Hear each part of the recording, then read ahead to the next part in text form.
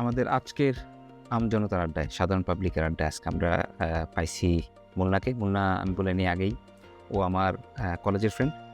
তো মোটামুটি আমাদের 2টা বছর কাইন্ড অফ আড্ডায় মজায় গিয়েছি কাণ্ডেও। এরপর লন্ডনে আসা, লন্ডন থেকে একসাথে চলা। মুন্না, কী অবস্থা? Nice to meet you after a long time.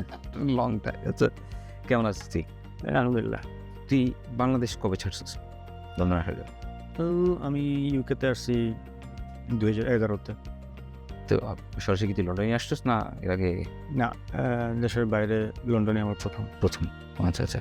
তো লন্ডনে যখন প্রথম আসছে, প্রথম যে দিন ল্যান্ডিং, কেমন ছিল ফিলিংস? আমার কাছে বেশ মজাই লাগছিল। আচ্ছা। ডিফারেন্ট জায়গা, ডিফারেন্ট একটা ধারণা নিয়ে আসছিলাম। প্রথম ধারণা ঠিকই ছিল এয়ারপোর্ট পর্যন্ত। হ্যাঁ, এয়ারপোর্ট থেকে বের হওয়ার পর ধারণা কিছুটা চেঞ্জ অলরেডি শুরু হয়ে গেছে।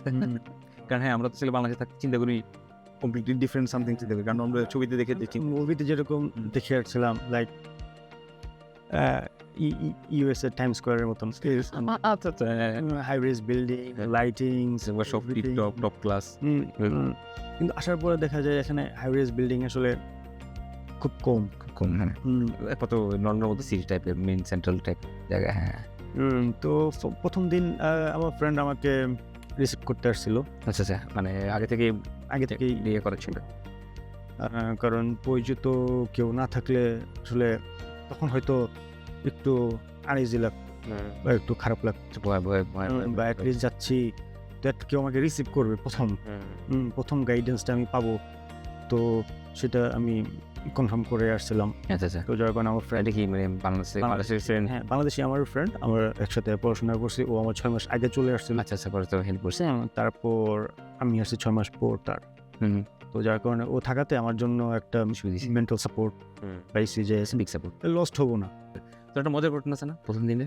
প্রথম দিনের মজার ঘটনা হলো যে এদেশের বাস চড়া নিয়ে বেসিক্যালি যে আমাকে এখানে রিসিভ করছে, সে বেশি সময় আমাকে দিতে পারেনি সেদিন, কারণ তার জব ছিল। আমাকে রিসিভ করে তাকে আবার চলে যেতে হবে।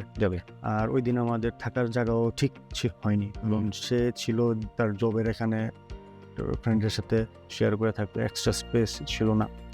তো সে আমার জন্য অন্য এক জায়গায় অ্যাকোমোডেশন ম্যানেজ করছে ওভার দ্য ফোন। যাকে ম্যানেজ করছে সে নিজেও দেখেনি আগে। সব ফোনের পরিচয়, ইউনিভার্সিটিতে সবাই ট্রাই করতেছে, তো সেই সূত্রে দুইজনের কথা হয়। তো আমাকে তার ফোন নাম্বার দিয়ে গেছে, বাট তখন আমার কাছে ফোনও ছিল না। ফোন ছিল বাট এখানকার সিম ছিল না যে আমি তাকে ফোন দিব। ফোন নাম্বারটা দিয়ে গেছে আমাকে, টেক্সট করে বললো যে এই একটা জায়গায় যেতে হবে, ওখানে গিয়ে ফোন কিনে, সিম কিনে তাকে ফোন দিলে সে তোকে এসে রিসিভ করে নিয়ে যাবে। তো আমি হিথ্রো থেকে আমাকে রিসিভ করে একটা বাস স্টপে আমাকে দাঁড় করাই দিয়ে সে কার্ডিফ চলে গেছে, আর বলছে এত নম্বর বাস আসলে এটাতে উঠা চলে যাবে। সো বাস আসা পর্যন্ত অপেক্ষা করে না, কারণ না তাহলে যদি বেশি ওয়েট করে এবার তার বাস মিস করবে কার্ডিফে যাওয়ার জন্য। তো আমি অপেক্ষা করতেছি, বাস আসলো। আমার সাথে আমার আরেকটা ফ্রেন্ড আসছে বাংলাদেশ থেকে, একই ফ্লাইটে আসছে। সে একটু আপসেট ছিল, ফ্যামিলির কথা বেশ মনে পড়তেছিল, ফ্যামিলি ছেড়ে আসছে, বাট আমার কাছে মজা লাগতেছিল। তো তাকে নিয়ে আমি বললাম চলো যাই নতুন জায়গাতে। ওর বাসে উঠে প্রথম যে জিনিসটা দেখলাম, কোটটাই পরা বাস ড্রাইভার। আমার কাছে জিনিসটা অবাক লাগে, মনে হচ্ছে যে পাইলট কোটটাই পরে। তো এখানে সাদা শার্ট, ফুল ফর্মালে পরে স্যার বলতেছে। আমি তো মুগ্ধ, কাস্টমার সার্ভিসটাই ডিফারেন্ট লেভেল একদম। পরে আমি জিজ্ঞেস করলাম যে আমরা 2জন যাব, এই জায়গা কত? সে আমাকে বললো 240। তো আমি ভাবছি কি, প্রথম আসছি, ইংলিশে একটু কনফিউজড। 240 মিলস, আমি ভাবছি যে আমার হয়তো 2জন 240 পাউন্ড ভাড়া বাসের। বললাম আচ্ছা ঠিক আছে, 40 পাউন্ড আমি দিছি তাকে। বাস ড্রাইভার হেসে দিল, বললো 40 পাউন্ড না, 2 পাউন্ড 40 পেন্স। বলে ও আচ্ছা। তো ঠিক আছে, চেঞ্জ আমাকে দিল। তারপর আমরা গিয়া বসলাম, প্রায় 2.5 ঘন্টা লাগলো একটা ডেস্টিনেশন যেখানে যাবো সেখানে। 2.5 ঘন্টা বাস জানি মাত্র 2 পাউন্ড হ্যাঁ, আর বাসে উঠে বেশ ভালো লাগতেছিল। বাসে উঠে আমি 2 পাশ দেখতেছিলাম। ডাবল ডেকার বাস তো আরো হ্যাঁ, সব দেখা যাচ্ছে না তো এখানকার পার্ক, রাস্তাঘাট বেশ পরিষ্কার পরিচ্ছন্ন। কিন্তু আমি বড় বিল্ডিং যে আশায় ছিলাম ওগুলো দেখিনি, সব দোতলা বাসা আর বেশ ভালো ভালো গাড়ি রাস্তার দুই পাশে রাখা। আমার মাথায় আসলো এদেশে মনে হয় গাড়ির কোনো সমস্যা হয় না, চুরি করে নাকি না কেউ নেয় না। বাংলাদেশ তো ভেঙে চুরে সব গায়ে ওই জিনিসটা ভালো লাগছে। তো ওই জায়গায় গেলাম, যাওয়ার পর প্রথমেই সিম কিনলাম। ওই বাইকে তো ফোন দিতে হবে, তো সিম কিনে বাইকে আমি ফোন দিলাম, ভাইয়া আমি তো আসছি, আমার ফ্রেন্ডের নাম জুবাইর, যে আপনার নাম্বারটা দিল, তো আমরা এখানে আসছি। পরে ভাই বললো তোমরা তো ভুল স্টপেজে নামছো। ঘুরে আবার হ্যাঁ, আমরা ইস্ট ক্রোয়েটন না, তোমরা ওয়েস্ট ক্রোয়েটন নাম্বার। তো আমি বললাম আচ্ছা ঠিক আছে। বলে আবার কীভাবে আসবো? বলে এত নম্বর বাসে উঠ, ওইখান থেকে লন্ডনে আবার নাম্বার অনুযায়ী বাস চলে, বাংলাদেশে যেরকম ডেস্টিনেশন অনুযায়ী এখানে নাম্বার 1 ওই নাম্বার কোথায় যাবে এটা বলি হ্যাঁ ঠিক আছে ইজি। তো বাসে আবার উঠলাম আমার ফ্রেন্ডকে নিয়ে। তো জিজ্ঞেস করলাম ভাড়া কত? বাসে বললো 240। এবার আর আমি ভুল করিনি, এবার সঠিক ভাড়া দিছি। ড্রাইভারকে বললাম আমি তো চিনি না, ওই স্টপেজ আসলে আমাকে আসতে তো 2.5 ঘন্টা লাগছে, 2.5 ঘন্টা লাগতেই পারে। হ্যাঁ। পরে আমি বললাম আমার ফ্রেন্ডকে, আফুস চলো আবার তো 2.5 ঘন্টার জার্নি, বসে যায় বসি সিনারি দেখতে দেখতে যাবো। হ্যাঁ, উপরে উঠতে উঠতেই না ড্রাইভার বললো যে চলে আসছে নেক্সট স্টপ। হ্যাঁ, নেক্সট স্টপ। পরে আসলে বুঝতে পারলাম আসলে এখানে যত দূরেই যাই সেম প্রাইস। তো এই জিনিসটা একটু আমার কাছে পছন্দ হয়। একটা ফানি আসলে 2.5 ঘন্টা বসু ভাই আসেন নামেন। হ্যাঁ, তারপর তো স্টপেজে যাওয়ার নামার পর 2 মিনিট চলে আসছে। তারপর ওই ভাইকে পাইলাম, প্রথম দেখলাম ভাই আমাদেরকে বেশ আপন করে নিলেন বিদেশের বাইরে। বাইরের দেশে মানে আসলে মানে একজন মনে হয় যেন যে মানুষগুলোকে মনে হয় যেন পর সামহাও তারাই খুব কাজে আসে। হ্যাঁ, ইভেনচুয়ালি বাইরের দেশে ওই অপরিচিত বাঙালি দেখলেও ভালো লাগে, ঠিক আছে, যে এই বাংলাদেশি যাইয়া কথা বলতে ভালো লাগে, বাংলা ভাষায় 2টা কথা বললাম। কিন্তু অনেকে তো বলে যে বাংলাদেশের সাথে থাকানো টাফ, কিন্তু প্রথম দেখাতেই তো আর টাফ হয় না। আচ্ছা, কারণ ইনিশিয়েটিভ তো মাত্র আসছে। অপরিচিত একটা আনন্দ লাগে যে এটলিস্ট বাঙালি তো বিদেশের বাড়িতে। হ্যাঁ, তো সেই ক্ষেত্রে ভাই ছিল একটু আরো বেশি হেল্প। এটা অনেক বড় হেল্প না, সত্যি কথা আসলে এটা অনেক বড়। কারণ লন্ডনে এসে আর এখানে যে পরিমাণ বিজি, এখন আমরা দেখি তো কত যে পরিমাণ বিজি, এখানে মানুষ সময় পেলে যে তোরা সময় দিবে এটাই সেটাই এখানকার সময় নেই। কারণ যে বাইরে ওই বাইরেও 3টা জব করতো, বাসায় আসতো শুধু ঘুমানোর জন্য, আর তারপর আর পাইতাম না তারা ঘুমের পাওয়ার সময় নেই। তো সেই করে যে আমাকে সময় দিছে, সো এটা অনেক। প্লাস রান্না করে খাওয়াইছে যে 3 দিন আমি ছিলাম তার এখানে, সো সেটা আমি সারা জীবনেও বলবো না, মনে রাখার মতন একটা জিনিস। তো তোর 11 থেকে এখন পর্যন্ত স্ট্রাগলটা কেমন গেছে জবের ব্যাপারে, কালচারালি? দেশের থেকে আসার সময় আমার ফ্রেন্ড বলছিল কিছু টাকা নিয়ে আসতে, ইনিশিয়াল 1-2 মাসের খরচের টাকা জন্য আমি দেশের থেকে নিয়ে আসি। তার মধ্যে বলছিল একটা জব হয়ে যাবে, পরিচিত খোঁজখবর করে। তো আমি প্রায় 2 মাসের খরচ নিয়ে আসছিলাম। জব কয়দিন পরে পাইছিলি? জব আমি পেয়েছি 15 দিন পরে। আসার 15 দিন পরেই? হ্যাঁ, 15 দিন। 15 দিন পরে আমি জব পেয়ে গেছি। আর বিদেশে হচ্ছে কি, যে কোনো জবই আমরা করি না কেন, যে কোনো একটা জব যদি আমি শুরু করি সপ্তাহে সপ্তাহে টাকা দেয়, তো অ্যাটলিস্ট আমরা ওই যে অভাবে পড়তে হয় না। যদি কেউ টিউশন ফি বাদে যদি নিজের মেনটেন্যান্সের জন্য কেউ মানে দেশের থেকে আনতে হয় না, যদি কেউ একটা ছোটো জবও পেয়ে যায়, নিজের হাত খরচের টাকা। টিউশন ফিটা বেসিক্যালি বাংলাদেশ টিউশন ফিটা তো বাংলা বোঝায়, মনে হয় যে সপ্তাহে এখান থেকে হয়ে যাবে। কারণ টিউশন ফি তো অনেক হাই। ওটা আসলে যেই সময় থাকে, ওই আমাদের ওয়ার্কিং যেই টাইমটুকু থাকে ওদেরকুতে কাজ করে ওই টাকা উঠানো সম্ভব না। তো এখন যদি কোনো একটা, এখন যদি কেউ আসে বাংলাদেশ থেকে আর যদি তোরা বলে ভাই আমার একটা জবের ব্যবস্থা করে দিন, তুই কি বলবি? এখন এই জায়গায় ডিপেন্ড করে, এক একজন তো এক এক সেক্টরে জব করে। না, অবশ্যই বলে যাবে যে কোনো জব হলেই হবে। জাস্ট না, আমি যেটা বলতেছি যার কাছে জবটা চাইছে সে কোন পজিশনে আছে সেটা ম্যাটার করে। কেউ যদি কোনো ফুড সেক্টরের সাথে জড়িত থাকে তাহলে তার ক্ষেত্রে যতটা না ইজি যে জব ম্যানেজ করে, কারণ তার ফুড সেক্টরে জব পাওয়াটা ইজি। ফুড সেক্টর বলতে তুই বলতে হসপিটালি সেক্টর, নো লাইক সবগুলো রেস্টুরেন্টগুলো রেস্টুরেন্টগুলোকে, হ্যাঁ প্লাস ইভেন যে রিটেলগুলো থাকে, এগুলো যদি কেউ জবে থাকে তাহলে তার সাথে অন্যান্য লিঙ্ক আপ থাকে, পরিচিত মানুষ থাকে যে তার শপে মানুষ লাগে বা তার রেস্টুরেন্টে মানুষ লাগে, তো ইজিলি ম্যাচ করে দেওয়া যায়। কিন্তু কেউ যদি অন্য কোনো ডিফারেন্ট ইয়েতে থাকে লাইক কোনো কাইন্ড অফ ফিজিক্যাল জব করতে চাস, বাট আমি জব চাস কারণ হবে না, কারণ আমার কাছে তখন আর ওই বাইরের জবের নলেজটা থাকে না, কোথায় লাগে না লাগে বা আমি কখনো খুঁজিও নাই এরকমটা আর কি। যখন আমিও রেস্টুরেন্টে জব করছি তখন রেস্টুরেন্টে জব পাওয়াটা ইজি হয়, পরিচিত থাকলে বা একবার একটু এক্সপিরিয়েন্স হয়ে গেলে চেঞ্জ করার ব্যাপার হয় না, বললেই হয়ে যায়, যদি লোক লাগে নিয়ে নেয়। কিন্তু এই জন্য এখন তারপরে যদি কেউ জবের কথা বলে তখন পরিচিত যে ফ্রেন্ডরা থাকে তাদেরকে আমি নোট দেই যে একজন তো এক জায়গায় থাকে, সবাই করতে চায় আসলে। হ্যাঁ, তো ওই ক্ষেত্রে করতে পারি, কিন্তু কেউ গ্যারান্টি দিতে পারবে না যে আসলে আমি তোমার জন্য জব রেডি করে রাখছি, আনলেস তার নিজে যেখানে জব করে সেখানে যদি কোনো অপরচুনিটি থাকে। তাই না? তো ইজি। হ্যাঁ, এখন তুই আসার পর থেকে এখন পর্যন্ত আনুমানিক কয়টা জব করছিস? প্রায় 8-10 রকমের জব। যেমন ধর শুরু করছিলি তো মনে হয় রেস্টুরেন্ট দিয়ে, যেরকম এখানে মজার বিষয় হচ্ছে প্রথম যে সময়টা আমি আসছিলাম তখন মানুষও কম ছিল, জবেরও অত বেশি অ্যাভেলেবিলিটি ছিল না, অপরচুনিটিও কম ছিল, প্লাস আউটসাইড লন্ডনের অপরচুনিটি আরও কম, লোকাল ব্রিটিশরাই জব পায় না, আমি পাইতো না। আসতে দিয়েছি। তবে এই ক্ষেত্রে একটা যেটা প্লাস পয়েন্ট, আমাদের বাঙালিদের জন্য বাঙালি রেস্টুরেন্টগুলো যেগুলো ছিল ওইগুলোতে জব পাওয়া তুলনামূলকভাবে সহজ, সিভি লাগে না, এক্সপিরিয়েন্স লাগে না, শুরু করা যায়। তুই তোর প্রথম জব কি ছিল?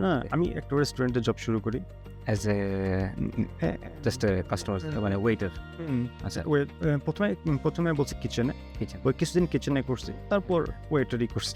যখন পারফরমেন্স দেখে তখন সবাই হ্যাঁ এটাই করে সাধারণত, কারণ প্রথম আসলে তো ওই ইংলিশটা তো কিছুদিন গেলে তখন যদি দেখে যে না সে কাস্টমার হ্যান্ডেল করতে পারবে তখন তারা ফ্রন্ট অফ হাউসে নিয়ে আসে। এরপরে সেকেন্ড কি কোন জায়গায়? কার্ডিফে এজেন্সিতে জয়েন হয়েছিল, তখন তারা বিভিন্ন জায়গায় পাঠাইতো আর কি, কখনো স্টেডিয়ামে, কখনো কোনো ইউনিভার্সিটি। এটা কি ব্যাপার আছে তো? এজেন্সির জব কেমন মনে হচ্ছে তখন? কারণ এজেন্সির জব আমি কখনো এনজয় করিনি, আমার কাছে মনে হচ্ছে যে ওরা ট্রিট করতে লাইক এমনি তো যাদের আন্ডারে কাজ করতাম, মানে রেস্টুরেন্ট দিয়ে তাদের আন্ডারে কাজ করলে এরা এমনি ট্রিট করে লো। ওই সেক্টরে মেইনলি হসপিটালিটিতেই পাঠাইতো বেশি, আর ইভেন্ট হলে তখন ওরা করতে। কেমন মনে হচ্ছে যদিও ভালো লাগতো না, কিন্তু অ্যাটলিস্ট ওই ইংলিশ জব ওইটা অনুযায়ী করতাম, কষ্ট করতাম, যেতাম, তখন একটা ছিল যে অ্যাটলিস্ট কিছু তো করতেছি, ওইটা আর কি। আমার কাছে সম্ভব মনে হয় এজেন্সিগুলো চোর, কারণ এজেন্সিগুলো যে পরিমাণ টাকা কাটতো ওরা অ্যাকচুয়ালি ডাবল চার্জ করতো কোম্পানির কাছে, আমাদেরকে মিনিমাম এই টাইমটা আমি এই জন্য আমার কাছে পছন্দ এজেন্সি। বাট তারপরও চলার জন্য যদি লাগে ইটস এ গুড থিং, কারণ এজেন্সিগুলো কিন্তু আসলে যারা অ্যাকচুয়াল এজেন্সি এদের কাছে কিন্তু অনেক সোর্স, এরা বিভিন্ন জায়গায় কাজে পাঠায়। সো যদি অ্যাটিটিউড থাকে যে আমি এদের কাছে অ্যাভেলেবিলিটি দিয়ে যদি রাখা যায় তো ওরা কল করে, একবার দুবার যদি আবার ওদেরকে না করি তাহলে আর পরে করতো না। তাহলে তোর প্রথম জব হলো রেস্টুরেন্টের পরে এজেন্সি পরে এজেন্সি মানে তো বিভিন্ন জায়গায়, কখনো ইউনিভার্সিটি, কখনো স্টেডিয়ামে, কখনো কিছু নিয়ে দাঁড়ায় থাকা, কখনো স্টেডিয়ামের সবগুলোতে ইয়ে করা, তো বিভিন্ন। এরপরে আমি কার্ডিফে ছিলাম প্রায় 3 বছর, রেস্টুরেন্ট চেঞ্জ করছি, তারপরে আমি যখন ওয়েটারিতে যাই রেস্টুরেন্ট চেঞ্জ করছি, তারপরে আমি মুভ হই ওই যে আমার প্রথম যদি আমি রিসিভ করছি যে মাসুম ভাই, সে বললো যে অনেক তো কার্ডিফ থাকলে এবার লন্ডন চলে আয়, এদিকে আসলে আমি ভালো জবের ব্যবস্থা করে দিতে পারবো। কারণ তো আমি একবার এসে উনি যেখানে জব করতো সেখানে আমাকে নিয়ে কথা বলেছে ম্যানেজারের সাথে, ওখানে ইন্টারভিউ লাগে নাই, জাস্ট কথা বলার পরিচয় দিছে, দেখছে, পরে বললো যে আমি করতে পারবো কিনা, বললো যে হ্যাঁ পারবো, তো আমাকে নিয়ে নিছে। পরে আমি মুভ হয়ে চলে আসি ওইখানে ছিলাম প্রায় 2 বছর আরো। তারপর পাশাপাশি কিছুদিন যাওয়ার পর আমি ডোমিনোজেও কাজ করছি। পিজা পিজা তারপরে পাপা জোনসে পাপা জোনসে। অল্প কিছুদিন কাজ করছি। যদি ব্রাঞ্চ হবে আসলে অনেক কম। তো তারপরে আবার আমি কিছুদিনের জন্য আমার ওই এই সাবজেক্ট যে ছিল ওই সাবজেক্টের একটা এক্সপিরিয়েন্স নেওয়ার জন্য কোভেন্ট্রি হ্যাঁ। যাই 3 মাসের জন্য। আচ্ছা আচ্ছা হ্যাঁ তো ওইখানে গেলেও আমার লন্ডনে যে জবটা ছিল ওটার ওইখানে ব্রাঞ্চ ছিল, আমি ট্রান্সফার নিয়ে গেছি। তারপরে আর অন্য কোনো জবে আমি যাইনি 5 বছর।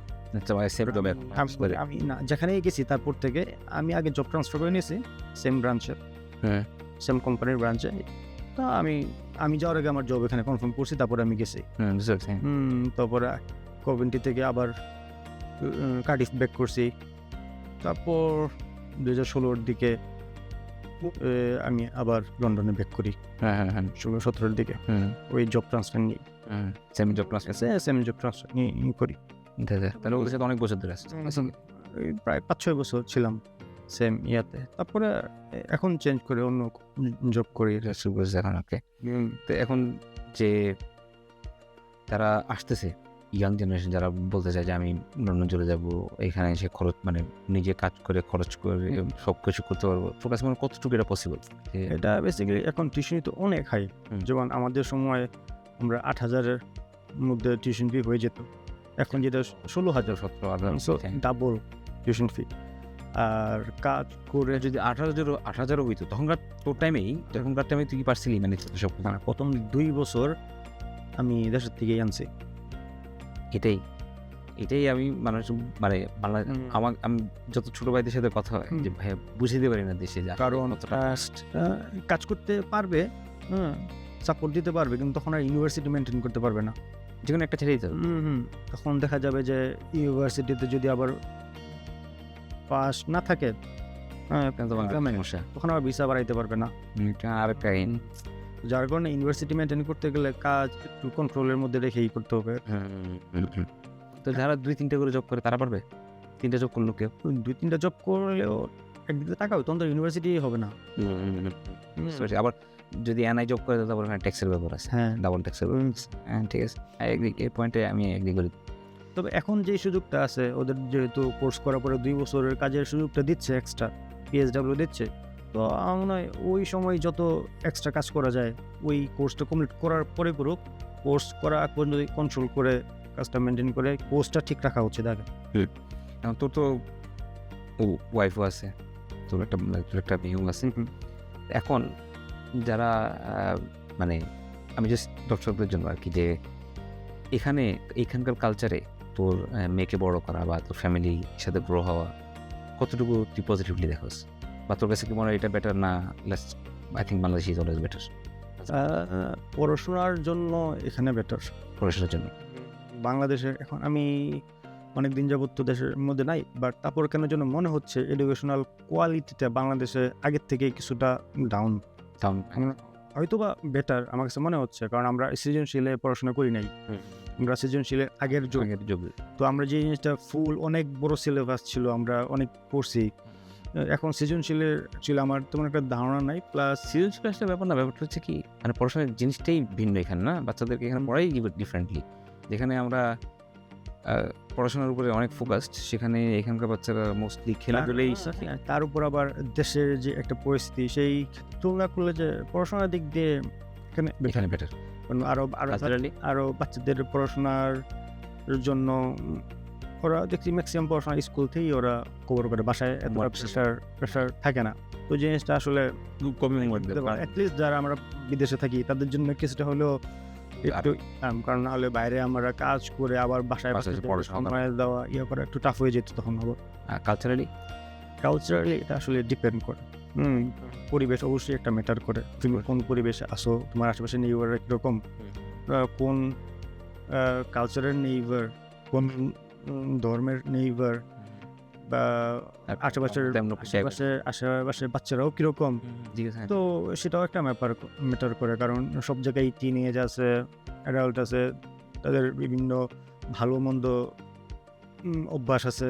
তো এই ক্ষেত্রে বিদেশে এই জিনিসটা আসলে গার্জিয়ানকে একটু নজর দিতেই হয়, যে বাচ্চারা কাদের সাথে মিশতেছে, বা এখানকার কালচারটা কি। আমি যদিও যেখানে থাকি সেখানে আমার মোস্ট প্রবাবলি নেইবার সবাই বাঙালি। তো যার ক্ষেত্রে কি হয়, আমার আশেপাশে মসজিদ আছে, ইসলামিক শিক্ষার এনাফ সুযোগ আছে, তো বাচ্চাদেরকে ওইখানে পাঠানো যায়। সেখান থেকে কিছু বেসিক তারা জানতেছে, আমাদের কালচার পুরোপুরি না হলেও অ্যাটলিস্ট যতটুকু জানতেছে বিদেশ হিসেবে মনে করি এটা খারাপ না, এটা ভালো। ঠিক আছে। আবার আউটসাইডেও যদি কেউ চলে যায় সেখানেও কোয়াইট শান্ত মানুষজন আছে, কিন্তু মোস্টলি ডিপেন্ড করে। একটু কিছু না কিছু স্যাক্রিফাইস করতে হবে। ঠিক আছে, বাট বাংলাদেশে যেভাবে একটা বাংলাদেশে যেহেতু এনভায়রনমেন্ট অটোমেটিক পাইই যায় ওটা, কারণ ফ্যামিলি সবাই থেকে, আশেপাশে এনভায়রনমেন্ট থেকে, স্কুল কলেজ মাদ্রাসা থেকে, তো এইখানে এটা আসলে একটু এফোর্ট দিতে হয়। তার মানে প্যারেন্টসের উপরে কালচারালি তোর মতো প্যারেন্টসদের উপরে একটু প্রেশার, কারণ শিখাইতে হবে বাচ্চাকে। প্লাস এখানে যেহেতু ওইরকম ফ্যামিলি মানুষজন তেমন একটা নাই, তো তুমি তোমার কোন সব ফ্রেন্ডদের সাথে মিশতেছো, তাদের আচার ব্যবহার কীরকম, তাদের ওটা অনেকটা একটা ফ্যামিলির প্রতি একটা ফ্যামিলির কীরকম আন্তরিকতা, হ্যাঁ এটাও ম্যাটার করে। বাচ্চারা ওইখান থেকে অ্যাটলিস্ট কিছুটা দেখে। আর যে যে যে বাংলাদেশের বাচ্চারা কিন্তু লোনলিনেস খুবই কম বাচ্চারা, এখানকার বাচ্চাদের লোনলিনেস একটু বেশি, কারণ অনেক আইসোলেটেড লাইফ। বিদেশে আসার পরে একটা জিনিস যেটা সবচেয়ে বেশি মিস করা হয়, ফ্যামিলি। হ্যাঁ এছাড়া আর সবই ঠিক আছে। তুমি কাজ করে গেলা, তোমার ইনকাম আসতেছে, তুমি খরচ করে গেলা, কোনো সমস্যা নাই। কিন্তু সমস্যা যেটা, দিন শেষে পরিবার, আপনজন, বাবা মা, চাচা চাচি, দাদা দাদি, এরা নাই। তা এখানে একটা কোশ্চেন আছে আমার, যে যদি কোশ্চেনটা ভাবি করলে মানে বেটার হতো, বাট তারপরে চলে করি যে ভাবি কি আইসোলেটেড ফিল করো, তুই কি আইসোলেটেড ফিল করো, যে মানে খুবই লোনলি টাইপের লাইফ না এটা? কারণ আমার আসলে এখানে হ্যাঁ ঠিক আছে, হয়তো তোর তুই বাইরে জাস্ট কাজ করে দেখে হয়তো বা যে তোর একটা সার্কেল আছে, একটা ফ্রেন্ড সার্কেল আছে, আর সেক্ষেত্রে মেয়েরা তো একটু আমার মনে হয় যে মোর ইনটু আইসোলেটেড। এখানে দুইটা, কারণ ভাবি তুই দুজনে বাংলাদেশ থেকে মাইগ্রেট, এখানে দুটো ফ্যাক্টর আছে। এখানে যদি আমি সারাদিন বাইরে, ম্যাক্সিমাম টাইম বাইরে থাকা হয়, আর ওয়াইফ যদি সারাদিন একা বাসায় থাকে, তাহলে সে স্বাভাবিক তার একটু খারাপ লাগবেই, একটু ডাউন থাকবে। কিন্তু কেউ যদি সবাই, অনেকেই আছে যে পার্ট টাইম জব করে, তো যার ক্ষেত্রে কি হয়, তার ডিফারেন্ট একটা ওই মনোটোমি অফ লাইফ থেকে বেরো, আর একটা ডিফারেন্ট একটা সুযোগ পায় যে ডিফারেন্ট মানুষের সাথে মিশার, একটা টাইম পাস করার, কথা বলার। কাজে গেলে কাজের একটা এনভায়রনমেন্টের মধ্যে থাকে, বাইরের কোনো চিন্তা আসে না, বাসায় আসলো। আর বাচ্চা কাচ্চা হয়ে গেলে অনেক সময় কি স্কুলে দিতে আনিতে, তখন ওই ক্লাসমেটসের প্যারেন্টসগুলোর সাথে একটা বন্ডিং হয়ে যায়, প্রতিদিন দেখা হচ্ছে 2 বেলা করে। তো দেখা যায় যে স্কুলে দেওয়ার সময় তারা গল্প স্বল্প করলো, বা স্কুল ছুটির সময় কিছু গল্প স্বল্প করলো। পাশাপাশি কিছু সময় তারা দেখছি প্যারেন্টসরা করে, স্পেশালি মানে মাগুলা, তো সেই ক্ষেত্রে কিছুটা স্পেস পায় তারা যে একটু টাইম পাস করার। আচ্ছা ঠিক আছে, হ্যাঁ যদি বেসিক্যালি একটা সার্কেল বানিয়ে নিলে তাহলে একটু ইজি হয়, একটু ফ্রেন্ডস বানায় নিলে তখন আর লোনলিনেসটা তেমন একটা ফিল করেন। আর যদি ওই যে ফ্রেন্ড সার্কেল যদি না বানাইতে পারে, দেন ইট বিকাম, যদি সে লোনলি নিজে থাকতে চায়, দ্যাটস আ ডিফারেন্ট থিং, তাহলে সেক্ষেত্রে সে হয়তো একটু, অনেকে আছে একা থাকতে বেশি পছন্দ করে। হ্যাঁ, তার জন্য এটা ডিফারেন্ট। সে যদি তাহলে তার জন্য এই দেশ বেস্ট, একটু অনেকে আইসোলেটেড। এই জন্য এখন বাংলাদেশ থেকে তোর কি মানে বাংলাদেশের মানুষকে তুই বুঝতে পারস কেমন প্রেশার এখানে? তো বাংলাদেশের ফ্যামিলি চালাইতে হয় ফ্যামিলি আসলে তেমনভাবে চালাইতে হয় না এখনো, কারণ বাবা চাকরি করতো তো সরকারি, তো আব্বার মান্থলি একটা সাপোর্ট সে পায়, যার কারণে আমার অত বেশি একটা প্রেশার নাই দেওয়ার। কিন্তু তারপরেও ফ্যামিলি থেকে বলে টাকা পয়সা পেলে তো সবাই খুশি হয়, মাঝে মাঝে দেই। কিন্তু এখানে যেহেতু আমার ফ্যামিলি আছে, আমি সবসময় দিতে পারি না। মাঝে মাঝে বলে যে আব্বা লন্ডনে গিয়ে কি করে, মিডল ইস্ট গেলে তো দেশে প্রপার্টি টাকা বাড়াইতে পারতি, হ্যাঁ এত টাকা পয়সা খরচ হইতো না। এই কোশ্চেনটা এতটাই পেইনফুল, মানে আমি তোর বল, আমি নিজেই জানি যে কোশ্চেনটা কতটা পেইনফুল, যখন কম্পেয়ার করে একটা প্যারেন্ট যে সে তো এটা করে হারিয়েছে। একটা প্রবাসীর এই যে ভিতরে এটা কেউ বুঝবে না, দেশের থেকে কেউ বুঝবে না, এটা সত্য কথা। ইভেন তুই চিন্তা কর যে আমরা এটা মুখে মুখে বারবার বলি এবং স্বীকারও করি যে সবার লাক সেম না, সবার লাইফ সেম না, সবার ভাগ্য সেম না, কিন্তু কম্পেয়ার করার সময় তার সাথে তুলনা করে, ভাই তার ভাগ্য আমার ভাগ্য সেম না, এমন না যে জাস্ট বিকজ আমি হচ্ছে পড়াশোনা ভালো ছিলাম এর মানে এই না যে আমি হচ্ছে বেশি কামাবো, এরকম কোথাও লেখা নেই, তাই না? তো যখন এই প্রেশারগুলো মানুষ দেয় এবং বোঝানোটা যে কি পরিমাণ মুশকিল ওই মানুষগুলোরে যে what is going what I am going even বোঝাতে চাইলেও তারা আসলে সিনারিওটা বুঝতে চায় না, বুঝতে চায় না, বুঝতে পারবে না, কারণ বুঝতে পারবে না, কারণ এখানে তার না আসলে ওই যে এক্সপেরিয়েন্স না করলে বোঝা যায় না। এটা ফিজিক্যাল এক্সপিরিয়েন্স না হলে কেউ বুঝবে না। বাংলাদেশ থেকে মনে হবে যে এই তো টাকা এই টাকা কত লন্ডন নামে যে বইটা করার লাগে যে একটা স্ট্রাগলিং করতে হয়, কষ্ট করতে হয়। ওরা আসলে দেখে যে বাইরে গেলে কিছু পিকচার দিলে ফেসবুকে সোশ্যাল মিডিয়াতে ও তো অনেক মজাই আছে, ভালো জায়গায় ঘুরছে, কিন্তু আমরা যে সারা মাস কাজ করি একদিন ঘুরি, ওই একদিন ঘুরেটাই তারা দেখতেছে, সারা মাসের কষ্টটা তারা এটাই ওই যে বললাম দেখতেছে না। যখন আমার বিল্ডিং মানে সবাই বিল্ডিংটা দেখছে, বাট এই বিল্ডিং বানাইতে আমার যে কি পরিমাণ কষ্ট গেছে এটা কেউই দেখে না, নোবডি আস্ক করে। এই প্রবাসীদের আসলে স্থায়ী অনুভবে কোনো ইয়ে নেই। তো এই দেশে আসলে আমরা ইমিগ্রান্ট, বাংলাদেশে গেলে বলি প্রবাসী। আমরা কোথাও স্থায়ী নেই, আমাদের স্থায়ী কি গেলাম এটা আসলে না, এটা ঠিক আছে। এটা আসলে আমারও মাঝখানে একটা ফেজ গেছিল যেখানে আমি প্রথম তো যখন কম্পেয়ার করতো আমার ফ্রেন্ড সার্কেল যে সাথে যে ও এটা করে হারাইছে তুই তো কিছু করতে পারলি না, প্রথমত আমি বলতাম যে ও যেটা করতে পারছে ওইটা আমার তারা হবে না, এই জন্য আমি করতে পারিনি, আমার ভাগ্যে নাই, সিম্পল। আমি কয়েকবার বোঝানোর চেষ্টা করছি, পরে যখন দেখছি যে আমার ফ্যামিলি বুঝতে পারতেছে না জিনিসটা, কারণ তারা তো এখানে নাই, তারা এখানে এক্সপিরিয়েন্স করতে পারতেছে না, তো তখন এমন হয়েছে যে আমি আইসোলেট করে ফেলেছি নিজের ফ্যামিলি থেকে, কারোর সাথে কথা বলিনি এই জন্যই যে আমি ফেড আপ তাদেরকে এটা বুঝাইতে ভাই এখানে আমার অনেক কষ্ট করতে হয়, আই এম ওয়ার্কিং হার্ড, আমি যে আপনাদের কাছ থেকে টাকা আনতেছি না এটা শুক্রিয়া করেন, আমার কাছে এরকম মনে হয়।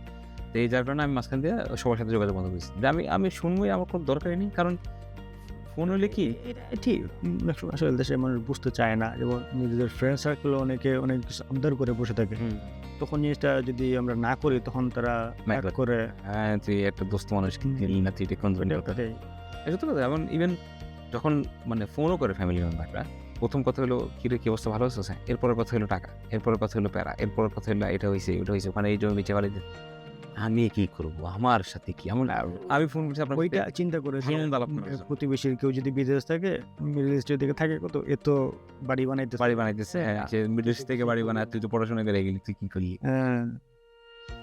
এখন সে যে কি জীবন পার করছে আর আমি কি জীবন পার করছি, আমার মনে হয় যে এটা আমার পার্সোনাল ওপিনিয়ন যে we can not compare one to another, never, কারণ এভরি সিঙ্গেল পার্সন হ্যাজ তার ইউনিক লাক নিয়ে আসছে না।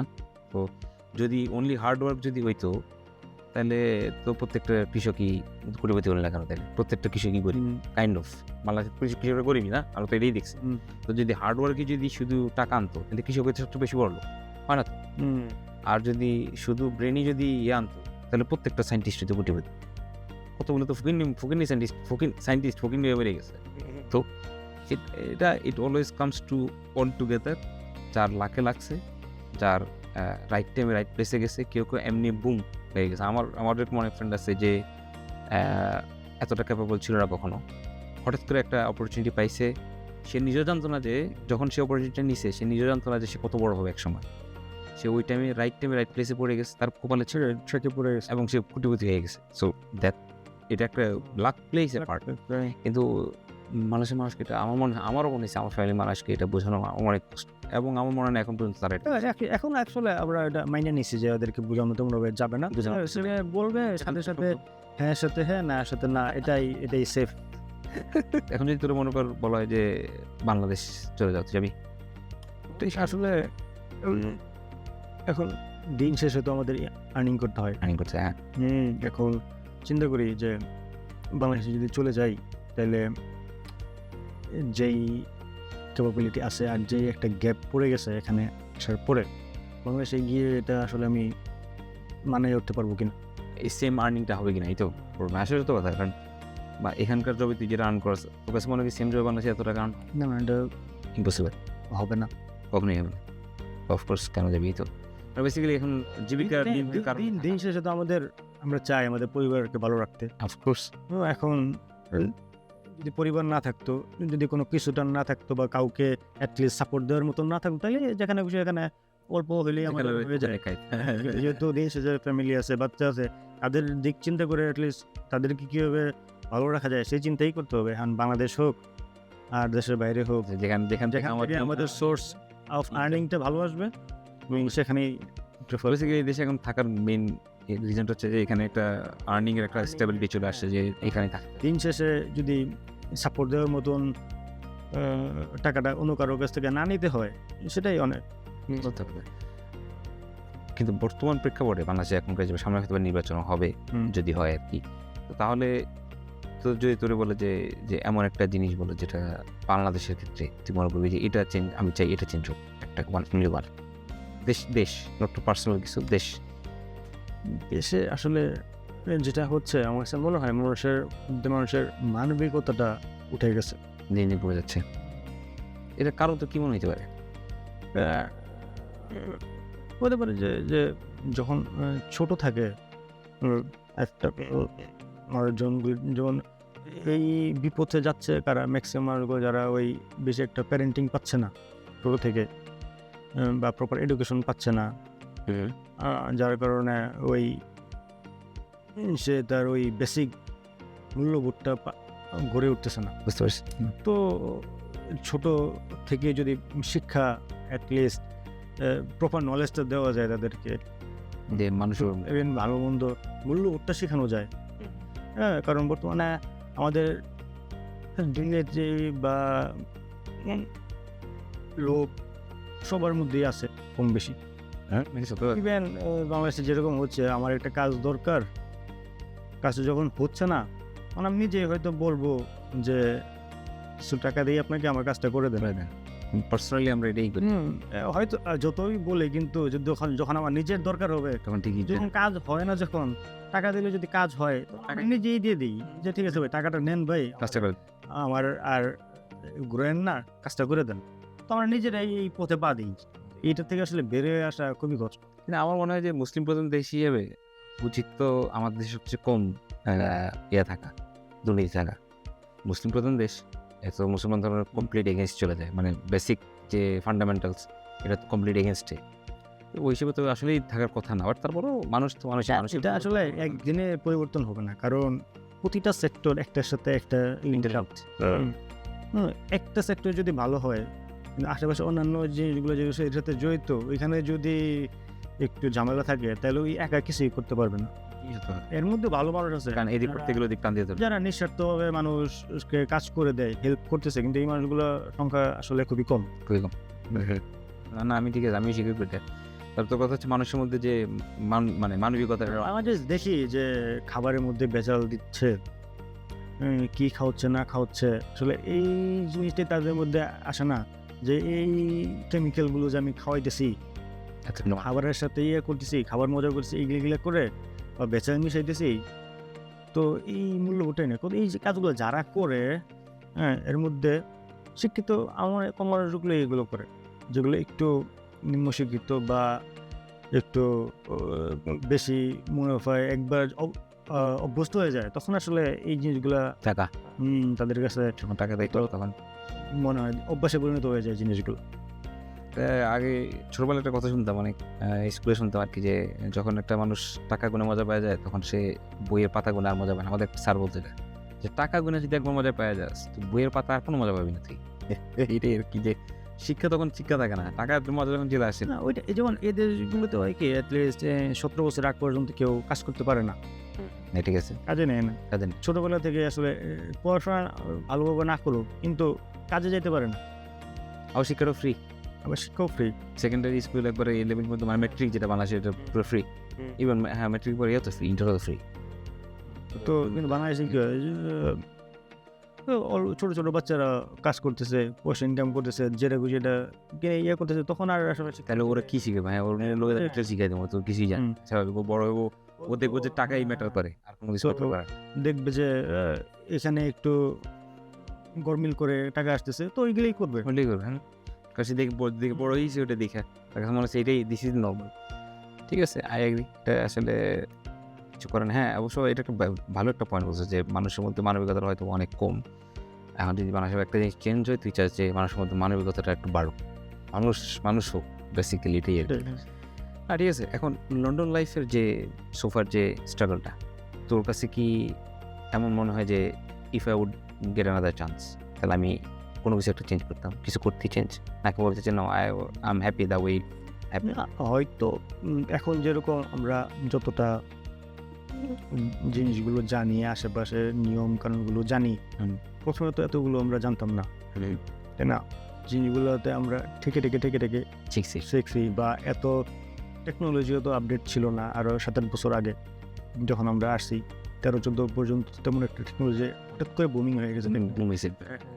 যেরকম কোনো কিছু দরকার এআই বললে ও একটা লেকচারার এত সুন্দর করে বলে না, স্টেপ বাই স্টেপ একদম প্রিসাইজ করে বলে দেয়, এটা করো এটা করো, এটা করলে এটা হবে, এটা করলে এটা অলরেডি বলে দেয়। ইভেন গাড়ির সমস্যা, এটারও মেকানিক, তো যে মেকানিকে যাওয়ার আগেই তুমি জেনে যেতে পারতেছো তোমার এই সমস্যাটা। তো এই যে এগুলো আগে ছিল না, যেমন এই যদি আগে থেকে আমরা আর একটু নলেজেবল হইতাম তাহলে হয়তো ডিফারেন্ট পার্সপেক্টিভে ডিফারেন্ট কিছু ট্রাই করতাম।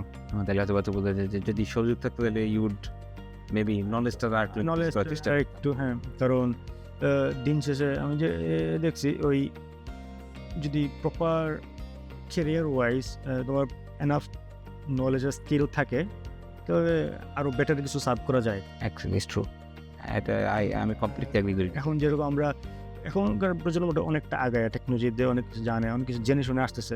আমরা তখন আসলে তো যখন আসছি অত বেশি জানতামও না, মানুষজন এত ছিল না যে বলবে তুমি এইদিকে যাও, এটা করো ওইটা করো, গাইড করার মতো তেমন কেউ ছিল না। আর কেউ যদি রেস্টুরেন্টে জব করে সে তোমার গাইড রেস্টুরেন্টে জবই করবে, এটা ন্যাচারাল জিনিস। মানে নিজেকে ডেভেলপ করাটা এমন একটা জিনিস যেটা in every sector of life it works.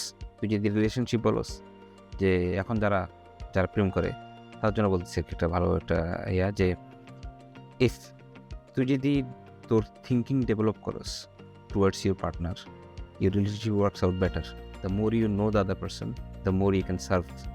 এটাই ট্রু। এবং তোর পার্টনারও সেম, যদি তোকে সে আরও বেশি জানে সে আরও বেশি সার্ভ করতে পারবে। এটাই সার্ভ করতে পারলাম, রিলেশনটা আরও স্ট্রং হবে। Now bring this to work wise. যদি কোনো জবে ঢুকোস এবং এই জবে যদি নিজের তুই ডেভেলপ করস, নিজে সেলফ ডেভেলপমেন্ট যদি করস, ওখান থেকে তুই you can take a better opportunity.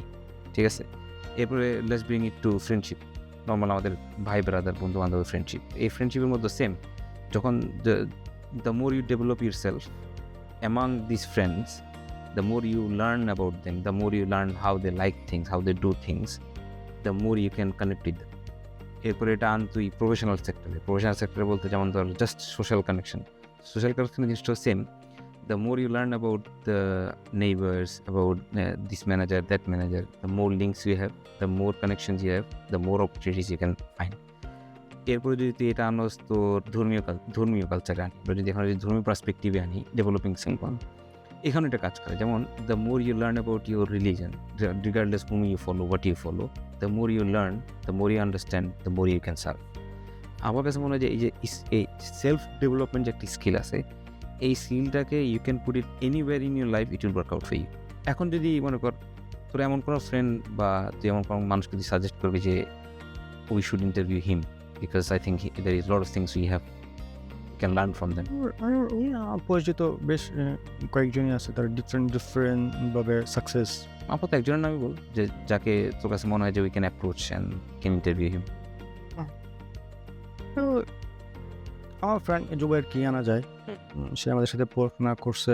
পড়াশোনা করার পর যদিও সে এভিয়েশন লাইনে পড়াশোনা করছে, তারপর সে সুইচে সিভিলে চলে গেছে। এখন সে নিজে ওই সেক্টরকেই ঠিক রেখে প্রায় নিজের পার্সোনাল বিজনেস করতেছে। নাইস। তো লাইক হাউস এক্সটেনশন, বিভিন্ন প্ল্যানিং কাউন্সিল থেকে নিয়ে আসা, এই টাইপের কাজগুলো করতেছে। তো ভালো একটা ডিমান্ডেবল জিনিস। তো ইভেন তার নিজের ওন পার্সোনাল ক্লায়েন্টও এখন আছে। জুবাইর কি এটা কি ওই যে ব্যাডমিন্টন জুবাইর উনি নাকি? যে ওনার সাথে আমি ব্যাডমিন্টন খেলছি, আমি তো জানি উনি চিনি। আচ্ছা ঠিক আছে, হ্যাঁ জুবাইর ইন্টারভিউ করা যায়, that's nice. Anyway thank you Munna, সময় দেওয়ার জন্য ধন্যবাদ। আচ্ছা, দর্শকদের কাছে আমার যে অনুরোধ এই এপিসোডের শেষে, সেটা হচ্ছে যে যদি আপনাদের কাছে কোনো রকম প্রশ্ন থাকে যেটা আপনারা চান আমরা গেস্টদেরকে করি এবং আপনারা জানতে চান, আপনারা চাইলে ওইগুলো আমাদের কমেন্টে দিতে পারেন। আমরা we can try to see আমরা যদি ওটা ইন্টিগ্রেট করতে পারি আমাদের এর সাথে, আমরা ডেফিনেটলি চেষ্টা করবো। আর যদি আপনাদের সাজেশন কেউ থাকে, যারা আপনাদের ফ্রেন্ড সার্কেল যদি কেউ লন্ডনে থাকে it has to be London, আমরা লন্ডন বাইরে এখন যেতে পারবো না। লন্ডন যদি থাকে আপনারা সাজেস্ট করতে পারেন তাদের নেম, আমাদের ইমেল আমরা ডিসক্রিপশন দিয়ে দিব। আপনি চাইলে আমাদেরকে তাদের নাম বা তাদের ফোন নাম্বার আপনারা ইমেল করতে পারেন যদি উনি পারমিশন দিয়ে থাকে। আমরা আমাদের টিম ওনাদের সাথে যোগাযোগ করবে যদি ইন্টারভিউ নিতে ওরা আগ্রহী হয়, যদি আপনার মনে হয় যে ওনার লাইফ থেকে অনেক কিছু শেখার আছে। And thank you for watching.